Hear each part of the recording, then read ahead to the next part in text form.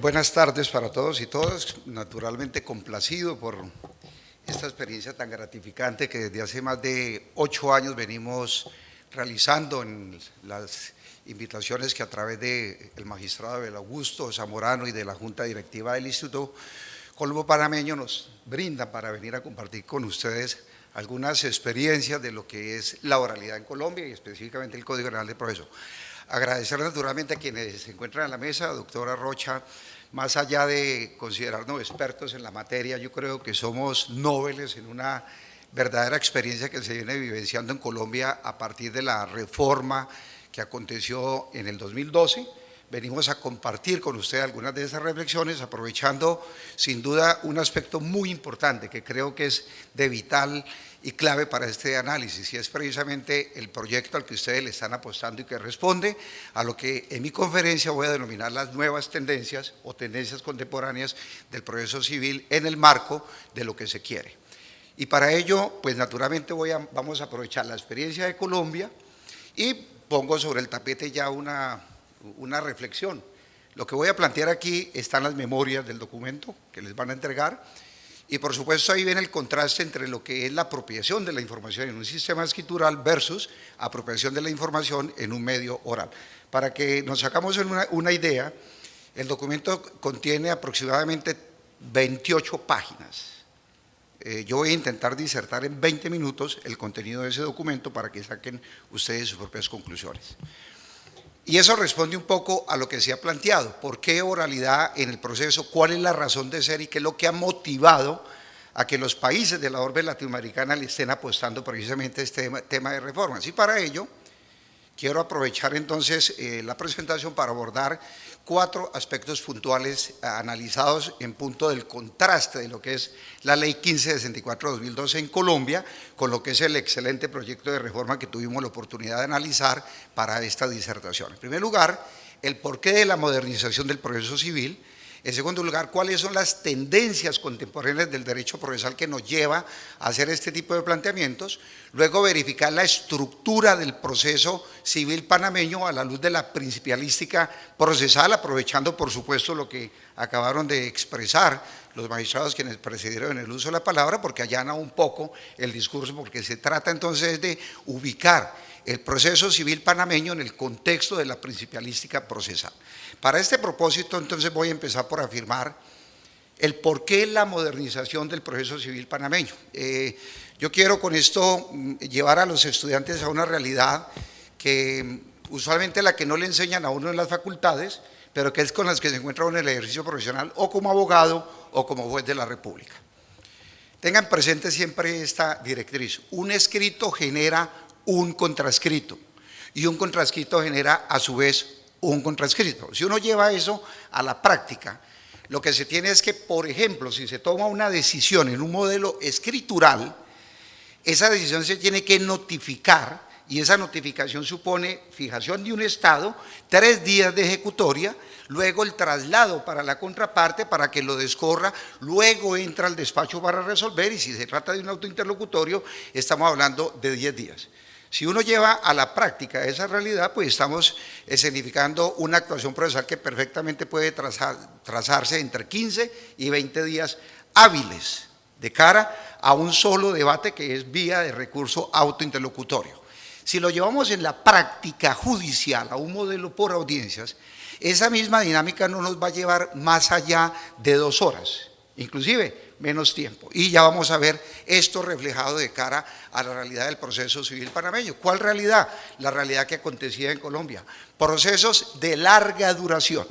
Procesos de larga duración que significaba que se tenía claridad de cuándo empezaban, pero no cuándo terminaban. Entonces, desde esta perspectiva, comenzó a hacer carrera en la doctrina europea lo que se conoce como las olas de acceso a la justicia. Estas olas de acceso a la justicia yo los invito a que las analicen a partir de la lectura con el maestro Mauro Capelletti, pues unas tendencias que recoge la Corte Constitucional Colombiana en la sentencia C-1195 de 2001. Y de esas 4 olas de acceso a la justicia, que todas permean los sistemas jurídicos latinoamericanos, sin duda la más importante es la tercera ola, que quiero llamar poderosamente la atención porque es la que justifica toda esta pleyada reformadora que ha acontecido en los países del orbe suramericana. Y es, en efecto, el acceso al derecho fundamental a la justicia, lo que se conoce como la tutela jurisdiccional efectiva. ¿Cómo hacemos para lograrla en un sistema caracterizado por la paquidermia, por la lentitud que nos ofrecen los modelos escriturales? Y bajo esa propuesta estratégica se adoptan básicamente 2 direccionamientos que son los que apuntan esta ola reformadora. La primera, fortalecimiento de los modelos de justicia informal. Y la segunda estrategia, que es la unificación de procedimientos por vía de la adopción de procedimientos expeditos. Cuando uno verifica esta propuesta desde la perspectiva de lo que pasó en Colombia, de lo que ha pasado en Panamá, vamos a verificar el contenido porque resulta muy importante a la luz del proyecto de reforma que ustedes tienen en ciernes hacia la próxima ley de la República. En primer lugar, la desjudicialización del conflicto. ¿Y qué significa desjudiciar el conflicto? Básicamente incorporar modelos de justicia informal, entender que la mejor solución es la que se logra por vía del consenso y no necesariamente la que se propicia por virtud de una decisión judicial. Esto naturalmente supone un cambio de cultura en la concepción, no solamente del sistema judicial, sino también del pueblo, de la persona, de la gente del común, que entender que a veces la mejor vía es el diálogo. Este contexto, si se ubica dentro de los modelos de intervención de conflictos, dentro de los sistemas procesales de resolución de conflictos, podría uno perfectamente enmarcarlo, no en un modelo autodefensivo, que caracteriza también estos sistemas jurídicos, pero sí se podrían enmarcar dentro de un modelo autocompositivo que iría articulado con un modelo heterocompositivo. ¿Y por qué razón? Porque es que los modelos autocompositivos propician por la resolución alternativa del conflicto a través de lo que tradicionalmente se conoce como los mecanismos alternativos de solución de conflicto. ¿Y por qué tengo que llamar la atención en este modelo en particular? Más allá del modelo autodefensivo, que son expresiones como la legítima defensa y el estado de necesidad, es precisamente en la propuesta que contiene el código de proyecto de ley que tienen ustedes en ciernes. Y es precisamente por el fortalecimiento y la importancia que se le da a estos mecanismos alternativos.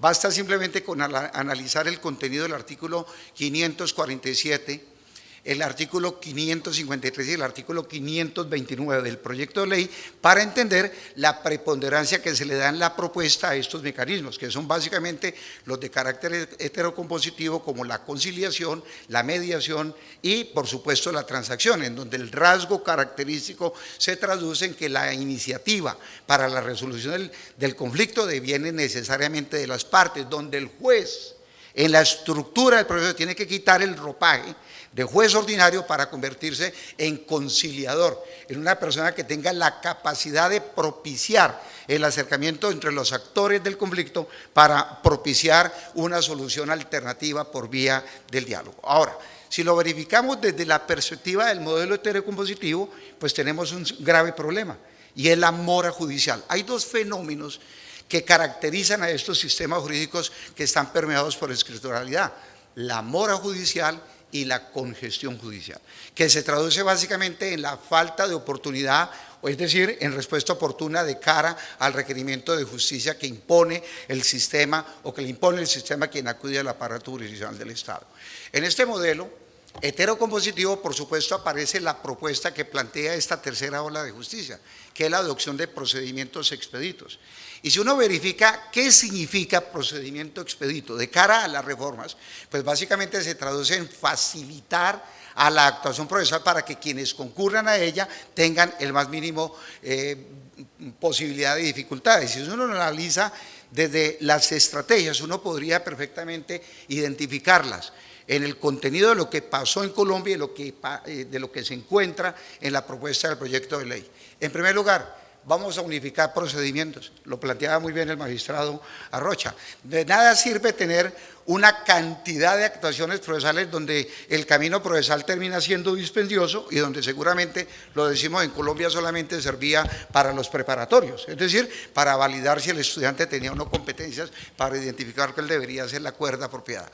Si uno lo verifica desde la estructura de los modelos anglosajones, se traduce básicamente en un solo esquema procesal en donde toda suerte de conflictos se lleva a ese escenario.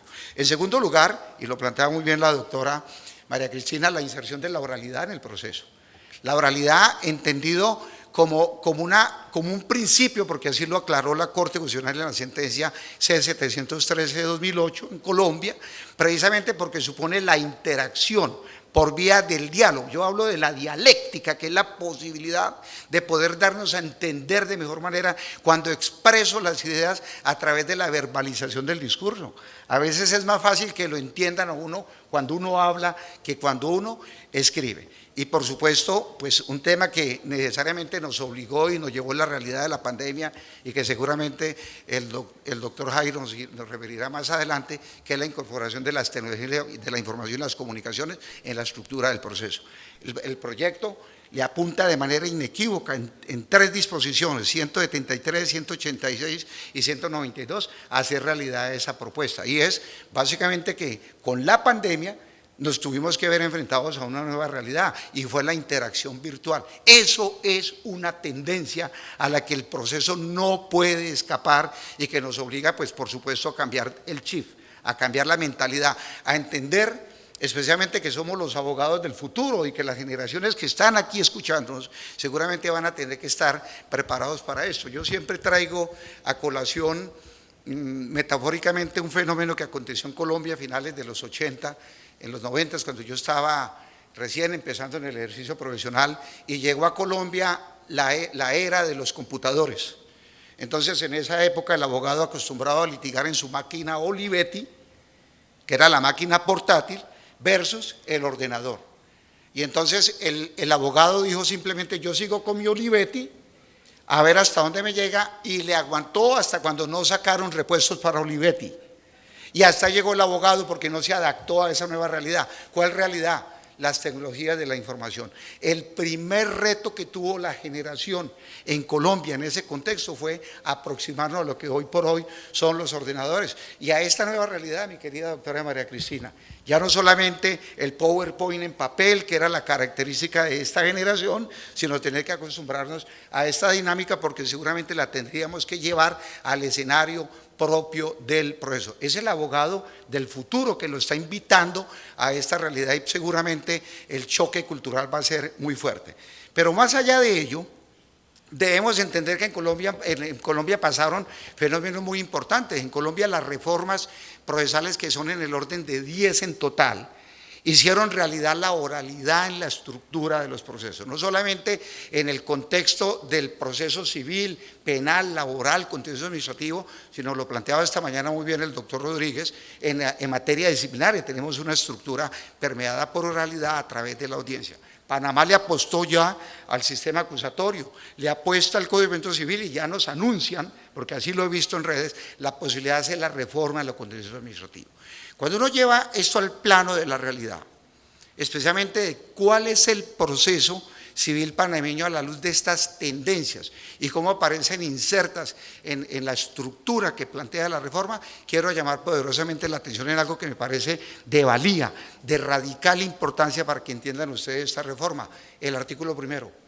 Debemos reconocer que ese artículo primero constituye sin duda las bases sobre las cuales se erige la reforma, porque resulta abanderado, por supuesto, que en esas disposiciones de orden procesal se hayan incorporado categorías que son propias de las tendencias contemporáneas que hacen efectivo el derecho fundamental de acceso a la justicia. Yo traje solamente a título enunciativo 3 principios que de rango constitucional reivindican ustedes esta importante tendencia. En primer lugar, el principio de la constitucionalización del proceso.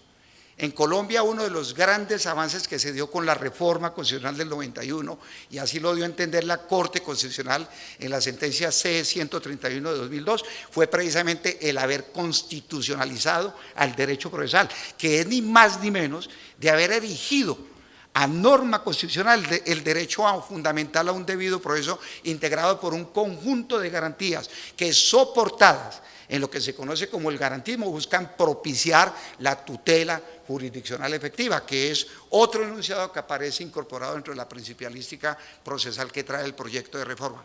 Pero sin duda, este numeral segundo también es de capital importancia, porque insertan en las normas del procedimiento lo que se conoce como el control de convencionalidad, es decir, por bloque de constitucionalidad nos lleva al juez, que tiene que estar investido del ropaje de juez ordinario, pero además el ropaje de juez convencional, para ajustar naturalmente sus decisiones al respeto de los derechos humanos. Fíjense que aquí se hacía un contraste muy interesante en la conferencia que nos precedía. Una cosa es el derecho penal, donde está de por medio la libertad de la persona, pero sin duda el ámbito del derecho privado tampoco lo podemos descontextualizar, porque están comprometidos derechos que tienen que ver con el proyecto de vida, con el mínimo vital de la persona. Imaginémonos no más, por ejemplo, el tema de la investigación de paternidad, el tema de las relaciones de pareja, el tema de la responsabilidad civil contractual y extracontractual, y qué no decir el tema de bienes. Son temas absolutamente neurálgicos, donde la sociedad no puede esperar en el futuro que se resuelva bajo la incertidumbre que genera la mora judicial.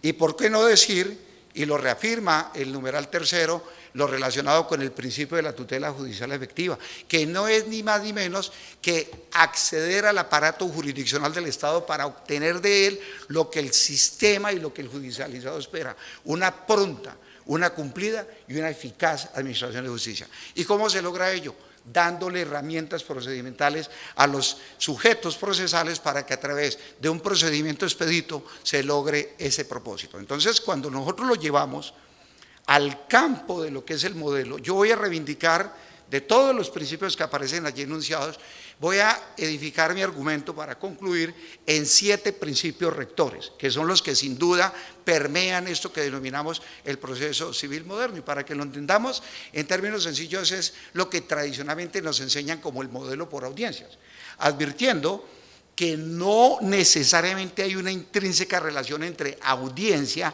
y oralidad.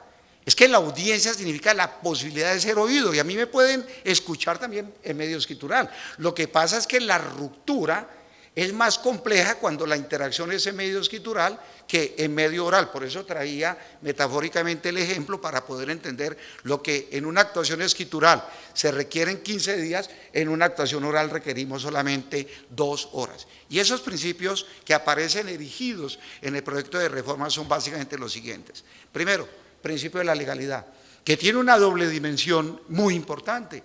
La legalidad desde el punto de vista de la estructura del proceso, pero que tiene que romper el paradigma equivocado, y que ayer nos hablaba el profesor Ulises Canosa, del ritualismo procesal manifiesto. Ese es el primer paradigma que tenemos que romper. Es que el derecho procesal no puede ser ritualismo manifiesto que genere mora y que genere una forma de dilatar a la actuación procesal. Eso tiene que ver con un cambio de cultura, pero correlativamente el principio de la legalidad tiene que ver también con la hermenéutica que despliega el juez. Y fíjense que aquí hay un doble control, que es el control intraprocesal que se da por vía de la actuación, y está el control social, porque los modelos por audiencias permiten la presencia del público en la sala de audiencias, y eso constituye también una prenda de garantía social para que la sociedad se comporte como un verdadero veedor de la actuación que cumple el funcionario judicial.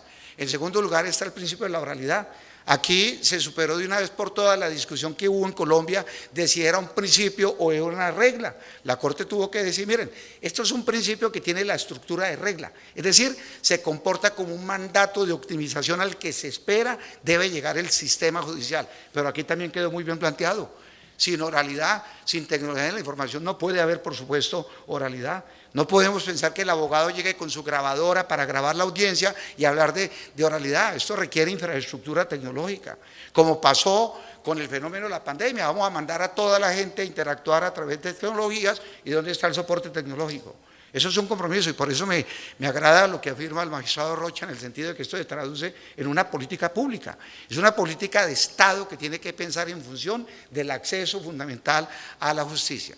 En tercer lugar, el principio de la concentración, que en los términos del artículo primero, numeral 13 del proyecto, se traduce básicamente en la optimización de los tiempos del proceso. Y el mejor escenario, el escenario propicio es la audiencia, donde por vía de la interacción oral que tienen los actores del proceso, pues pueden llegar a algo que se denomina los consensos. Es invitar un poco a los consensos para optimizar los tiempos del proceso y garantizar que la audiencia no se cierre hasta que no se cumpla con el objeto de la misma. En cuarto lugar, está el principio de la inmediación, que es ni más ni menos que la interacción del juez en el despliegue de la actividad probatoria. Artículo primero, numeral 14. ¿Y por qué? Es que el juez es el que está llamado a tomar las decisiones. Él es el que tiene que apropiar la información. La inmediación rompe ese sistema perverso tradicional del juez que delegaba a su auxiliar para el recaudo de pruebas y luego simplemente entraba a analizar o a leer el acta para tomar decisiones. No, aquí requerimos un juez que presida la audiencia, un juez director del proceso y un juez director del despacho, que tenga la capacidad de direccionamiento para propiciar y apropiar por sus propios sentidos la información que en el proceso se debate. Naturalmente, en quinto lugar está el principio de la contradicción, que supone la posibilidad de controlar la actividad procesal.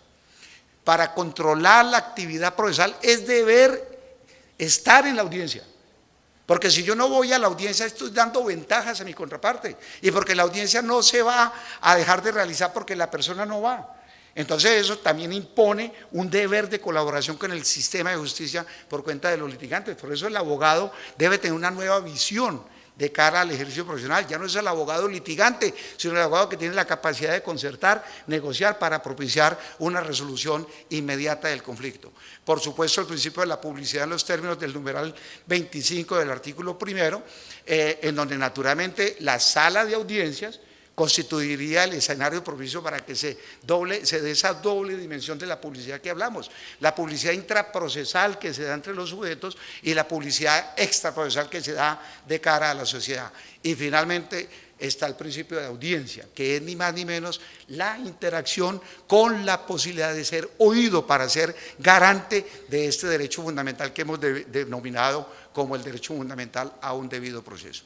Si esto lo llevamos, y con esto voy concluyendo, a la estructura de lo que es la propuesta del modelo que nos hablaba muy bien la magistrada María Cristina, tendríamos básicamente dos momentos procesales en lo que podríamos denominar como el proceso tipo, que responde a la unificación de procedimientos. Y decimos que es un proceso tipo porque, salvo que el asunto tenga un esquema procesal especial, vamos a acudir a este esquema, que no es un esquema mixto, es un esquema por audiencias con marcada tendencia a la oralidad, porque tiene espacio la escrituralidad. Pero aquí hay un aspecto muy importante que rescato en el proyecto: el uso de las tecnologías de la información y las comunicaciones. Ya no necesitamos demanda por escrito. Podemos utilizar herramientas tecnológicas para hacer ese tipo de interacción. El artículo 384-396 regula este acto procesal de introducción por cuenta de la parte actora y permite el uso de tecnologías de información y las comunicaciones. La notificación personal en los términos de 226, que como bien lo planteaba ayer el compañero Ulises Canosa, nos llevó a la realidad en Colombia con el decreto 806 de 2020 y la ley 2213, que seguramente el doctor Jairo nos referenciará a ella, y que dinamiza la actuación y que responde también a la idea sorpresa del proceso, ¿no? ¿Cuál es el abogado que sorprende al otro? No, ahora cualquier actividad procesal que despliegue el actor tiene que comunicársela de manera simultánea al correo electrónico de su contraparte. Es decir, nos evitamos sorpresas. Aquí ya no se trata de astucia, se trata de lealtad procesal. Y por supuesto la contestación de la demanda, donde la dinámica responde también a la misma publicitación que se requiere del acto. Y por último, pues tenemos por supuesto la fase de discusión y de decisión, que va a estar permeada por oralidad. El juez presidiendo la audiencia, en donde están perfectamente delimitadas la audiencia preliminar, en la forma que aparece regulada en el artículo 255 y la audiencia final en los términos del artículo 256. Si yo contrasto esta estructura procesal con el modelo colombiano, pues básicamente lo que aquí llamamos audiencia preliminar, allá se denomina audiencia inicial. Y la estructura o dinámica de la actuación que allí se despliega es similar. Disculpan que se fue la presentación. Esas fallas suponen que se repita el tiempo, entonces vamos por otros 20 minutos. Bueno, muy bien. Esas son las dinámicas de la tecnología. Pero como siempre tiene que haber un plan B, yo lo tengo. Entonces el plan B es sencillo. Si uno revisa la estructura de la audiencia inicial y la contrasta con el proyecto que contiene el artículo 255, pues básicamente identifica las 6 actuaciones que allí se deben desplegar. La primera actuación, tendríamos que pensar entonces en función de la conciliación. Fíjense que, o por lo menos no aparece vislumbrado aquí la conciliación como un requisito de procedibilidad, pero sí tiene una dimensión dual en la estructura del proceso, como mecanismo alternativo y como etapa procesal, donde el juez al instalar la audiencia invitará a las partes a que propicien un acercamiento de sus diferencias. Juez se quita la toga de administrador de justicia y se pone la toga de conciliador. Luego vamos a sanear el proceso por vía de la decisión de secciones previas y ejercer lo que en Colombia se denomina el control de legalidad, porque lamentablemente una manera de ejercer el derecho de defensa era estar alegando nulidades a todo momento. Aquí se rompe con esta dinámica, y es que nulidad que no se alegue en el momento que se cause queda saneada, y eso se llama lealtad procesal. Luego vamos a interrogar exhaustivamente a las partes. La razón de esta figura responde a una lógica elemental, y es que en ningún otro momento procesal el juez va a tener contacto con las partes que en esta audiencia. ¿Por qué? Porque es obligación de las partes acudir, es obligación de los apoderados garantizar la comparecencia de las partes. Estratégicamente una manera de dilatar era simplemente no llevar a las partes, presentando las excusas de cualquier droguería para pedir una prórroga. Pues ahora no, porque el juez tiene la facultad de investigar la legalidad de esa excusa médica que se entregue. Luego, la fijación del litigio, que se traduce básicamente en ponerse de acuerdo en qué hechos se dan por probados. Eso es lo que tradicionalmente denominan las estipulaciones probatorias en el modelo acusatorio y que permite finalmente el decreto de pruebas. Y luego, para concluir, la audiencia final. La audiencia final, que básicamente está rodeada de la estructura en la actividad probatoria, alegatos y finalmente la sentencia. Esto, mi querida doctora, como usted muy bien lo planteaba, supone flexibilidad del proceso, lo que se conoce como un proceso dúctil, donde el juez puede perfectamente definir y delimitar la posibilidad de proferir decisiones y tener que agotar una etapa para llegar a otra. Y por eso se anticipa y abre espacio lo que se conoce como la sentencia anticipada. Concluyo diciendo, para respetar el tiempo de los ponentes, 3 actos procesales van a tener radical afectación con esta propuesta metodológica, que es ni más ni menos un método. Primero, los actos procesales de decisión. Aquí se manejan básicamente 2 estructuras: decisión por fuera de audiencia, que es escritural y que genera metafóricamente la demora que planteaba, y decisión en audiencia.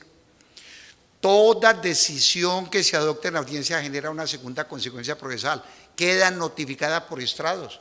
Los estrados pasan a ser la forma de notificación por excelencia en el modelo por audiencias. Eso significa también una correlativa incidencia procesal, y es lo relacionado con la ejecutoria. Decisión que se adopta, decisión que queda en firme. De forma que si las partes no están concentradas para interponer los recursos de ley, corre el riesgo de la ejecutoria formal y material de la decisión. Y eso va a brindar, por supuesto, celeridad procesal.